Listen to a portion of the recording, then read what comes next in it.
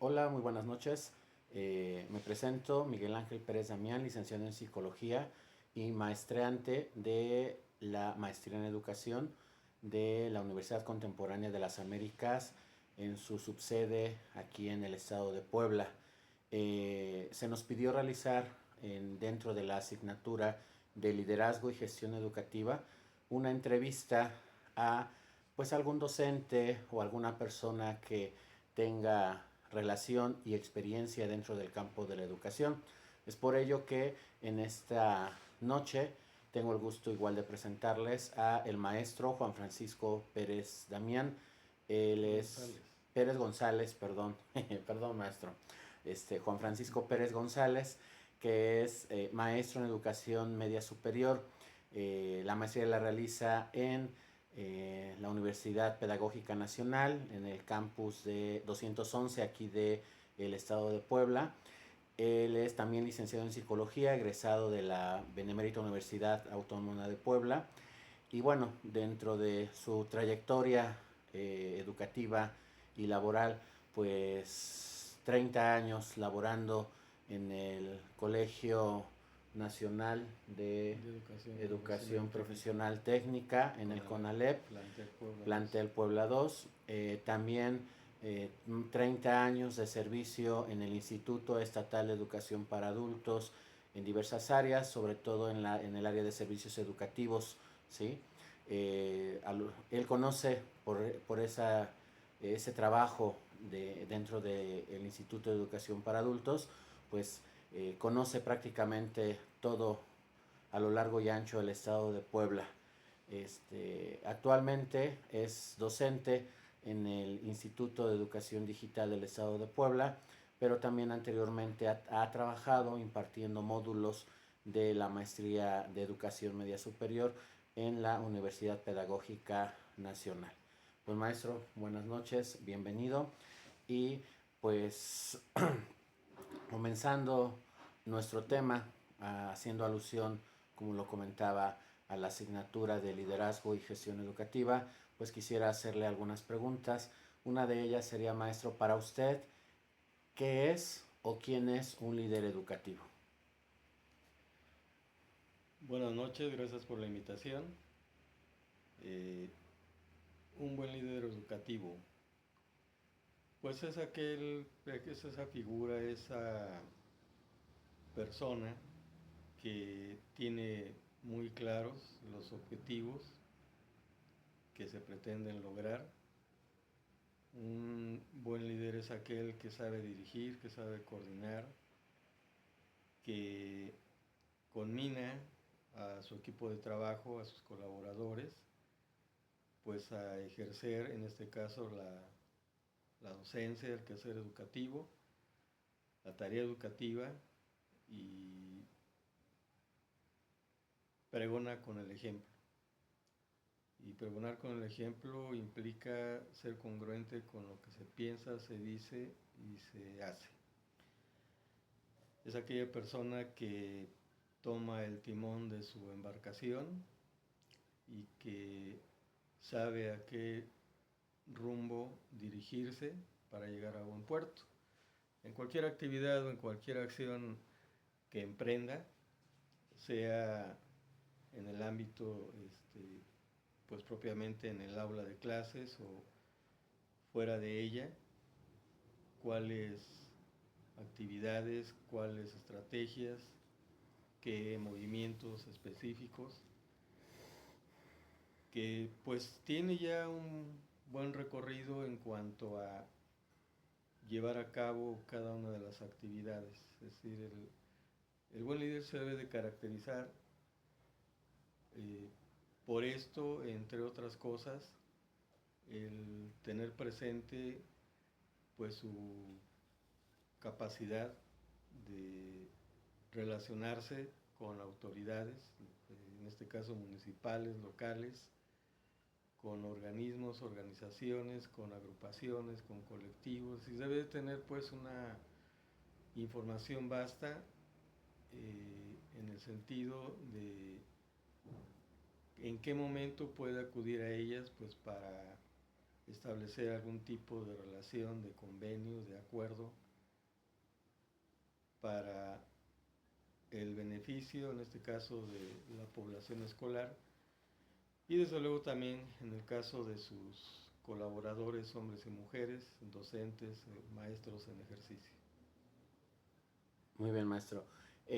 Ya nos mencionó usted algunas características también de un buen líder, ya usted lo comentaba, el saber escuchar, el coordinar, el dirigir, y, pero ante todo esto, maestro, ¿qué relación tiene el ejercicio de liderazgo dentro de los cargos directivos en una institución educativa? ¿Qué tan importante es esta relación entre liderazgo y administración educativa? El ejercicio de ejercer el liderazgo a nivel directivo pues entraña e implica una gran responsabilidad y compromiso. El conocer toda la currícula del modelo educativo que se está llevando a la práctica, como en este momento pues es el modelo de la nueva escuela mexicana, en donde pues el humanismo juega un papel predominante y a su vez pues todas las prácticas que conlleven a relacionarse con cada una de las áreas, bueno, en este caso campos formativos, ejes articuladores, debe de tener ese conocimiento amplio, por un lado. Por otro, el saber comunicar, tener la facilidad de comunicarle a sus maestros y maestras, y para eso pues emplear un lenguaje directo, claro, en cuanto a los objetivos que se pretenden durante un ciclo. Y bueno, pues para eso se llevan a cabo reuniones previas que les van a permitir pues estructurar un programa de trabajo, una planeación acorde a lo que se establece en el modelo educativo, en la currícula, por grado de toda la educación básica, ¿no? Sea desde el preescolar hasta la educación media superior, pasando por todos los subsistemas, sin olvidar a las telesecundarias, a las escuelas bilingües, en cuanto a ese tipo de conocimientos.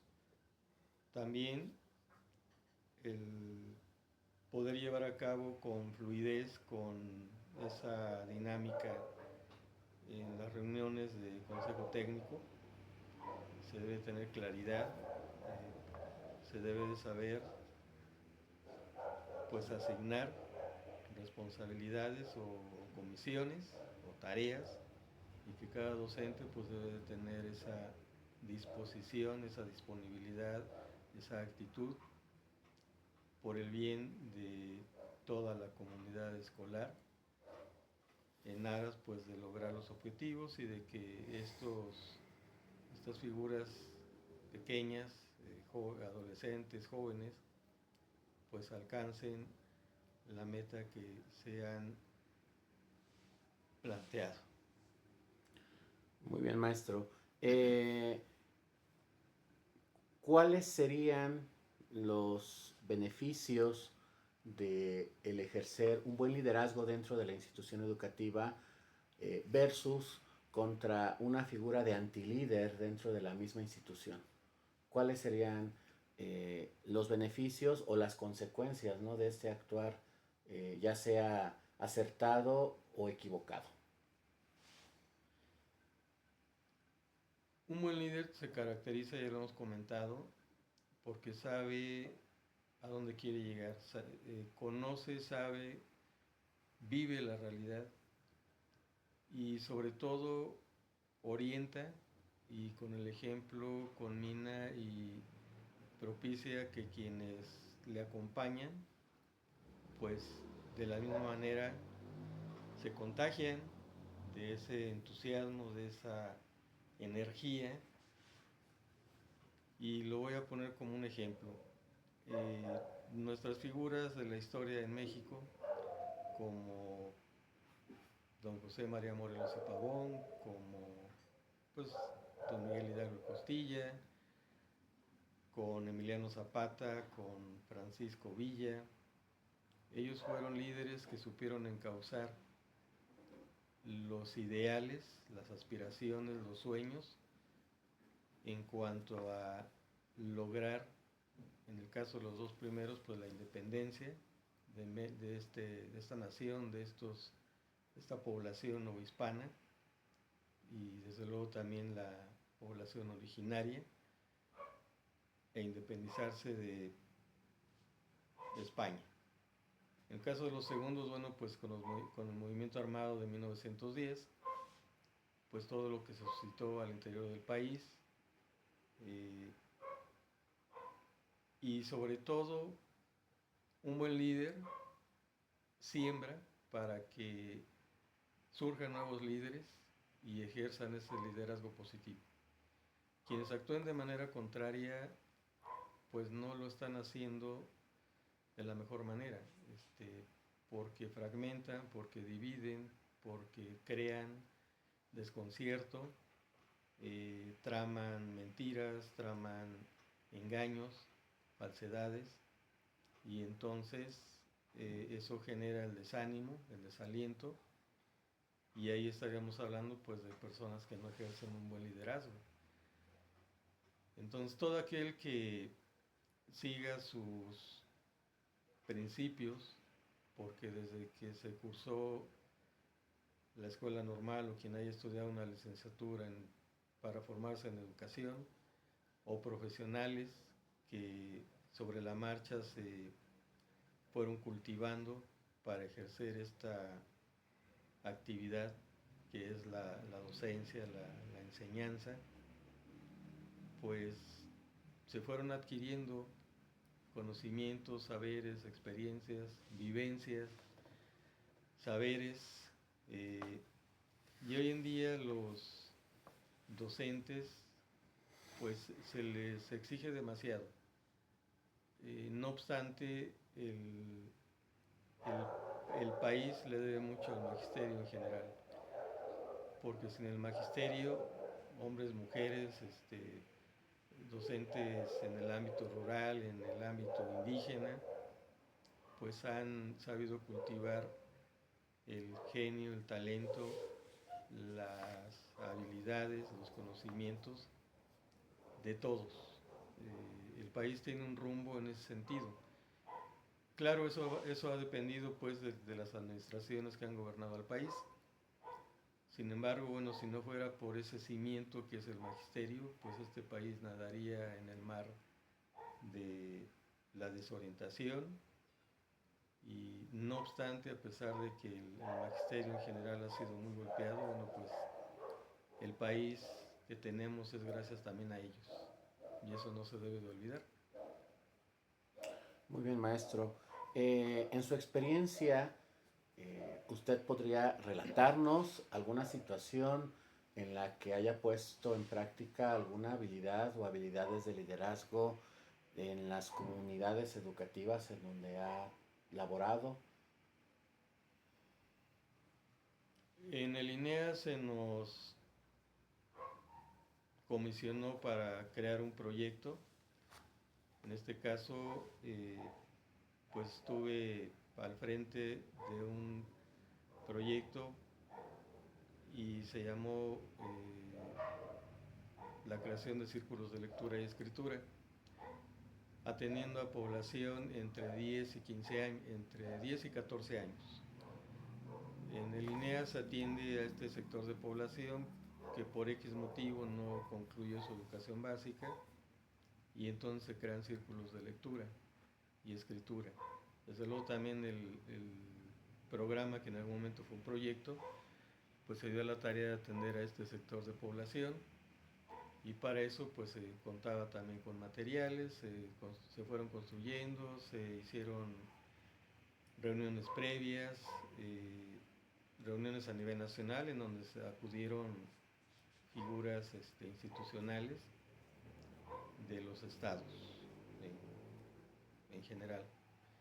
Después en cada estado se fue aterrizando el proyecto de la creación de círculos de lectura y escritura, Y bueno, pues yo les podría mencionar en Acatzingo, pude observar cómo el trabajo de los compañeros y compañeras técnicos docentes, porque así se les llama las figuras que trabajan pues en el campo, en lo operativo, para desarrollar los programas que ofrece el INEA, es decir, alfabetización primaria y secundaria gratuitos. Y estuvimos de visita y pudimos observar un reto gastronómico, donde las personas adultas, mujeres, pues presentaban sus recetas de cocina, llevaban todos los ingredientes y preparaban ahí el alimento en cuestión. En Tepeaca pudimos también apreciar actividades de manualidades, en el caso de una persona ciega, como a partir de la fibra, el estambre, pues iba tejiendo prendas. En el caso de los menores consultaron la tecnología de cómo elaborar un papalote y bueno, pues fueron siguiendo las instrucciones. Y esto gracias, en primer lugar, a que previamente con estas figuras se tuvieron reuniones de trabajo, es decir, talleres, y ellos fueron multiplicando esta pues estrategia, crearon esos círculos de lectura y escritura, fueron invitando no solamente a personas que estudiaban la primaria, es decir, en este caso a los menores, sino también al público en general. En esa ocasión vinieron por parte de México a observar pues el desarrollo de estas actividades. En Teciutlán, en estos espacios que se les denomina plazas comunitarias, pues también se observó cómo la herbolaria es una parte importante en el sentido de que la sabiduría popular ha empleado esta, llamémosle, técnica tradicional para aliviar algunos males. Y entonces dieron a la tarea de elaborar una especie de álbum, de carpeta, o si lo queremos llamar como portafolio de evidencias, en donde colocaban las hojas o raíces de las plantas y también con dibujos que extraían también de internet, porque en las plazas comunitarias se tienen computadoras con conectividad de internet, con las fallas consabidas, pero bueno. Esta labor también fue muy, muy importante porque fue una forma de dar a conocer esa sabiduría popular que ancestralmente pues se ha venido transmitiendo de generación en generación. Ahí fue cuando por primera vez conocí la planta de stevia, una planta cuyas hojas se ponen a hervir porque lo mostraron y entonces se puede obtener una sustancia dulce con la cual endulzar, valga la expresión, pues las bebidas. Y sobre todo esto pues para las personas que no deben de consumir pues azúcar por su condición de salud, que es la diabetes. También aquí en Cuautlancingo, en otra plaza comunitaria, en estos días que se avecinan del Día de Muertos, pues en alguno de los módulos que se les distribuyen a las personas, pues se habla de alguna lectura acerca del origen de la flor de cempasúchil, montaron sus ofrendas, aún conservo por ahí algunas imágenes donde se organizaron y entonces presentaron pues pinturas y trabajos, manualidades, incluso se ataviaron y se maquillaron como catrinas. En aquella ocasión estuvo presente el director del instituto en ese entonces, la autoridad municipal, y en esa plaza comunitaria repito, pues se dio la técnica de la lectura comentada, ¿no? Se leyó esta leyenda y simultáneamente, bueno, pues los ahí presentes iban señalando también el significado de cada uno de los ornamentos de la ofrenda. Es decir, cuando se tiene claridad sobre el objetivo y sobre todo cuando se establecen estrategias muy concretas, sencillas, y uno tiene esa alegría o entusiasmo de contagiar a las personas menores, adolescentes, jóvenes o adultas, pues lo hacen y a las personas les gusta involucrarse porque, bueno, ven resultados, ¿no? Si ven concretar el esfuerzo y aprenden lo que es el trabajo en equipo, que el colaborar es algo muy benéfico, muy positivo, siempre en busca pues de cosas buenas, que a ellos les rinda la satisfacción de haber pues colaborado, participado y aprenden. Su horizonte de conocimientos se amplía. Es algo que decía Pablo Freire en su metodología, en su método de alfabetización. Y aprovecho el comercial para recomendar la lectura de su libro, Pedagogía del Oprimido, que es en donde nos describe muy detalladamente el cómo él logró alfabetizar a un gran número de campesinos en su país de origen, en Brasil, en 45 días.